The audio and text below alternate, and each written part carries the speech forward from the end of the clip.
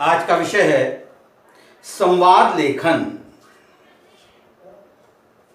संवाद लेखन दो या दो से अधिक व्यक्तियों के बीच हुए वार्तालाप या संभाषण को संवाद कहते हैं। दो या दो से अधिक व्यक्तियों के बीच हुए वार्तालाप या संभाषण को संवाद कहते हैं।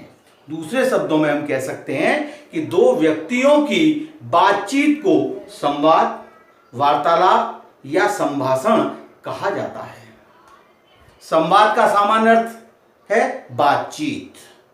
संवाद शब्द सम उपसर्ग तथा वाद मूल शब्द से मिलकर के बना है। सम का अर्थ है सम्यक अर्थात व्यवस्थित रूप से, तथा वाद का अर्थ है बात। इस प्रकार संवाद का मतलब हुआ व्यवस्थित रूप से बात करना। किसी विषय पर व्यवस्थित रूप से सिस्टमैटिक ढंग से वार्तालाप करना, यह संवाद कहलाता है। इसमें दो या दो से अधिक व्यक्ति भाग लेते हैं।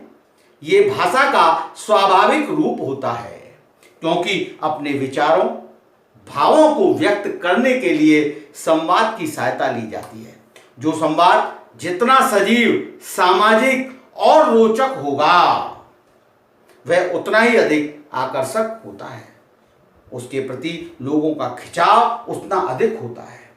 वर्षों फूल बनी फिल्म शोले का एक संवाद है। गब्बर सिंह कहता है, अमजद खान ने गब्बर सिंह का रोल, यहां से 50-50 कोस दूर रात को जब बच्चा रोता है तो मां कहती है कि बेटे सो जा, नहीं तो गब्बर सिंह आ जाएगा। इसी प्रकार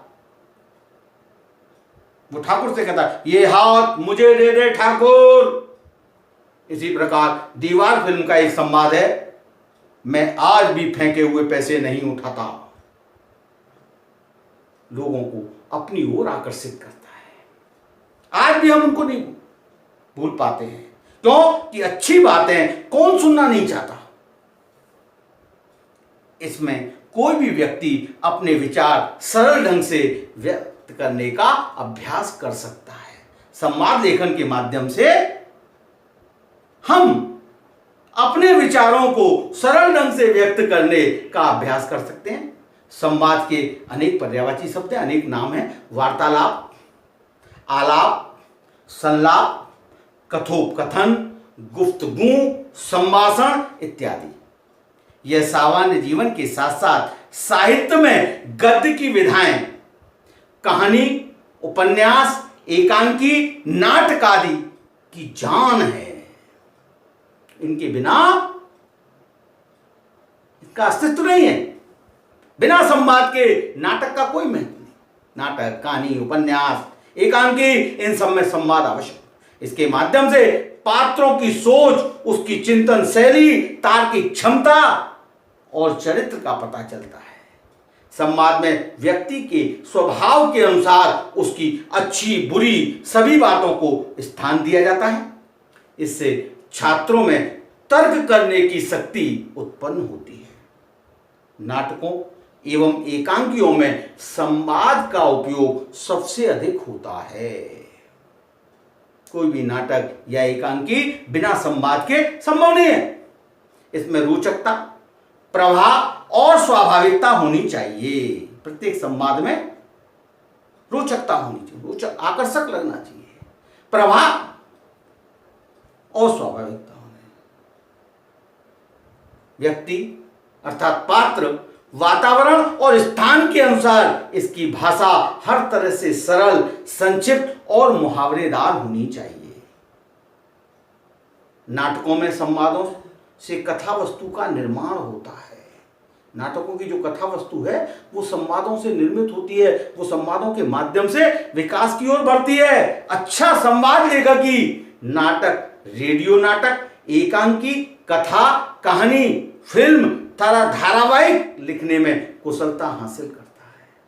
जो अच्छा संवाद लेखक, और बहुत प्रसिद्ध संवाद लेखक हमारे यहाँ हैं डॉक्टर राही मासूम रजा।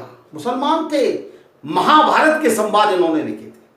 जावेद अख्तर, सलीम खान, सलीम जावेद के नाम से 16 के डायलॉग उन्होंने लिखे थे। कादर खान, सुभाष घई, शैलेंद्र, प्रसन्ना कुमार आदि अनेक प्रसिद्ध संवाद लेकर इस कला के माध्यम से प्रसिद्धि के शिखर पर पहुंच चुके हैं। आज भी जहन में घूमता है फिल्म अमर प्रेम में राजेश खन्ना का वो संवाद, पुष्पा आई हेट टीयर्स,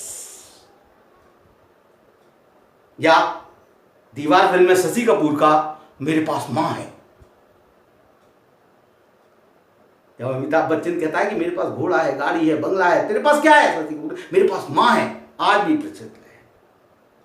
जंजीर में अमिताभ बच्चन का एक प्रसिद्ध डायलॉग है, प्रसिद्ध संवाद है, यह पुलिस स्टेशन है, तुम्हारे बाप का घर नहीं। कालिया में वही अमिताभ बच्चन, हम जहां से खड़े होते हैं लाइन वहीं से लगती है। इसी प्रकार दामिनी कि सन्नी देओल तारीख पर तारीख, तारीख पर तारीख एक दर्शक पर अपनी छाप छोड़ती है। शाहरुख खान का देवदास में कौन कमबख्त बर्दाश्त करने के लिए पीता है, कौन कमबख्त बर्दाश्त करने के लिए पीता है। सलमान खान वांटेड में इन डायलॉग के माध्यम से इन अभिनेताओं की भी अपनी एक शैली डेवलप हो जाती है। अगर मैंने एक बार कमिटमेंट कर ली तो मैं खुद की भी नहीं सुनता। राजकुमार वक्त में उनका अपना एक स्टाइल था, जानी जिनके घर शीशे के होते हैं वे दूसरे के घरों पर पत्थर नहीं फेंका करते, जिनके घर शीशे के होते हैं वो दूसरे के घरों पर पत्थर नहीं फेंका करते हैं। 3 इडियट, काबिल हो जा मेरे बच्चे, कामयाबी तुम्हारे पीछे झक मार कर आएगी। 3 इडियट में ये संवाद है, काबिल हो जा मेरे बच्चे। शैली से स्टार प्लस पर आने वाले महाभारत पर शकुनी की स्टाइल याद आती है। काबिल हो जा मेरे बच्चे, कामयाबी तुम्हारे पीछे छक मार कर आएगी। ये संवाद व्यक्ति की छाप बना देता है। ये 2.5 किलो का हाथ जिस पर पड़ जाता है वह उठता नहीं, उठ जाता है। दामिनी फिल्म का सन्नी देओल का ये डायलॉग आज जगह जगह सुनने को हमें मिलता है। ये संवाद हमारे ऊपर छाप छोड़ चुके हैं। तो संवाद ऐसे होने चाहिए जो छाप छोड़ दे। संवाद की भाषा बोलने वाले के अनुसार थोड़ी थोड़ी बदल जाती है, थोड़ी थोड़ी बदल जाती है, अपनी अलग अलग स्टाइल होती है। हर अभिनेता की अपनी अलग स्टाइल, तो जो बोलने वाला है उसके अनुसार भाषा बदल जाती है। उदाहरण के रूप में एक अध्यापक की भाषा छात्र की अपेक्षा ज्यादा संतुलित होगी और सारगर्भित होगी। एक पुलिस अधिकारी की भाषा अपराधी की भाषा से अलग प्रकार की होगी। उसी प्रकार सब्जी वाले की भाषा, टेम्पो वाले की भाषा, 2 मित्रों की आपस की भाषा, 2 महिलाओं की आपस की भाषा, ये अलग अलग प्रकार की होंगी। रिक्शे वाला अलग स्टाइल में बोलेगा, रिक्शे वाले से हम अलग तरीके से बोलेंगे, फेरी वाले की अपनी अलग स्टाइल होगी, डॉक्टर, मरीज, चाट वाले, ये सारे जो व्यक्तित्व हैं इनकी भाषा का अपना एक अलग अलग तरीका होता है, अपना एक अलग लहजा होता है। 2 शत्रुओं के बीच की बात जब हम करते हैं और उनके प्रति संवाद लिखने की जब बात आती है तो उनका शब्द चयन अलग होगा, उनका लिखने का तरीका अलग होगा।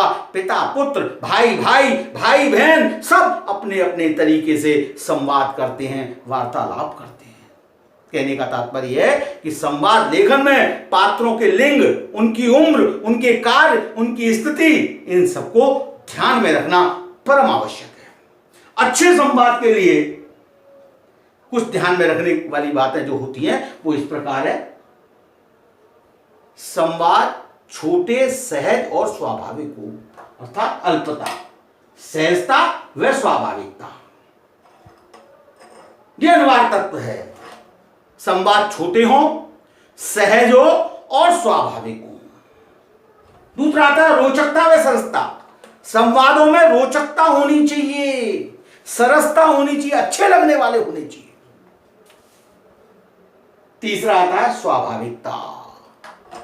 संवाद की भाषा सरल, स्वाभाविक, यानी पात्रों के अनुसार बोलचाल के निकट हो।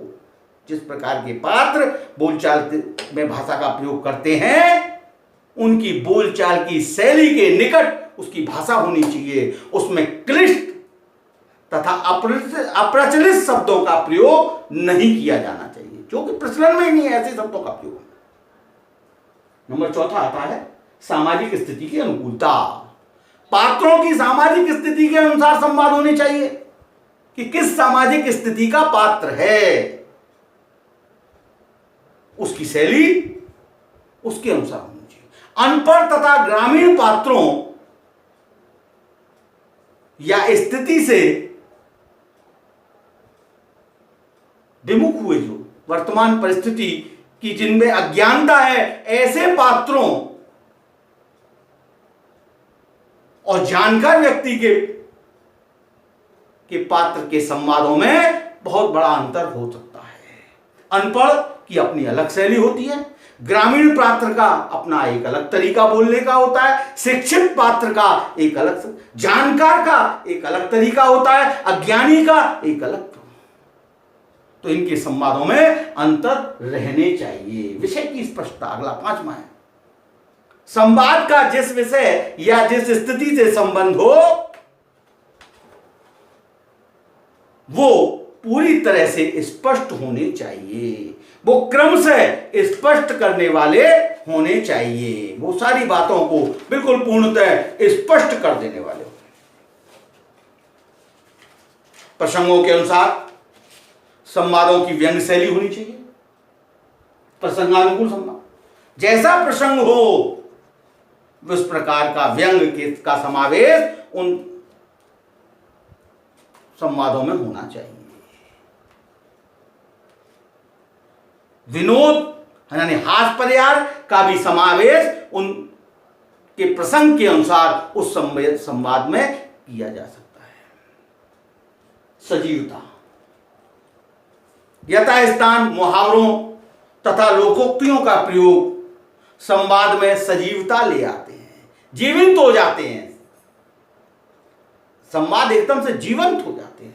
अतः इनका प्रयोग भी यथास्थान करना चाहिए। तो ये संवाद लेखन के लिए ये सारे अनिवार्य तत्व हैं। अब अच्छे संवाद की विशेषता क्या हो सकती है? प्रभाकर और तर्कसम्मत विचार होना। अच्छे संवाद में प्रभाकर और तर्कसम्मत विचार होना अत्यंत आवश्यक है। ये उसकी विशेषता है। अगर प्रवाह एक क्रम में है, सही सीक्वेंस में है, तर्कसम्मत विचार हैं, अच्छा संवाद माना जाएगा। देश, काल, वातावरण, व्यक्ति और विषयानुसार अगर संवाद लिखे गए हैं, वो भी अच्छे संवाद की श्रेणी में आता है। सरल भाषा, सरल भाषा में लिखा गया संवाद जो कि सहज रूप से आसानी से सामने वाले को समझ में आ सके, ऐसी भाषा में लिखा गया संवाद अच्छे संवाद की श्रेणी में आता है। जीवन की स्वाभाविकता से युक्त, सजीव, रोचक एवं मनोरंजक। अच्छा संवाद जीवन की स्वाभाविकता से युक्त होता है, सजीव होता है, रोचक होता है तथा मनोरंजक होता है। 5वां, अच्छा जो संवाद हो, आरंभ और अंत का रोचक। अच्छा जो संवाद होता है उसकी स्टार्टिंग, उसकी शुरुआत, उसका शुभारंभ, प्रारंभ आकर्षक होगा, रोचक होगा, अच्छा होगा, उसका अंत भी, उसका समापन भी रोचक होगा, अच्छा होगा।